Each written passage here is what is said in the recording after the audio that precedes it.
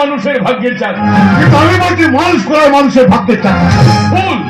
টাকা আছে বলে মানুষ আজ রাজনীতি করছে, টাকা আছে বলে মানুষ ব্যবসা করছে, টাকা আছে বলে মানুষ অন্যায় পাপ মিথ্যা এমনকি রেপ রাহাজানি করে মানুষকে মারতে দ্বিধাবোধ করছে।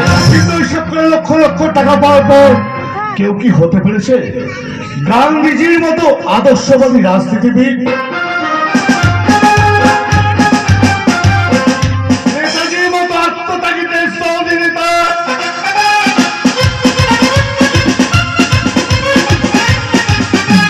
স্বামীজির মতো চরিত্রবান ধার্মিক?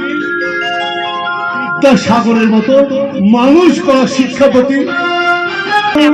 কেউ না হতে পারলো, আমি হয়েছি। আমি আমার এই শিল্প তালুকে হাজার হাজার বেকার ছেলে মেয়েকে চাকরি দিয়ে লক্ষ লক্ষ টাকা ব্যয় করে তাদের আমি স্বনির্ভরশীল করে গড়ে তুলেছি। নষ্ট করে দিয়েছে ওদের নৈতিক চরিত্র। চাল ফলারা যা রোজগার করছে তা দিয়ে মদ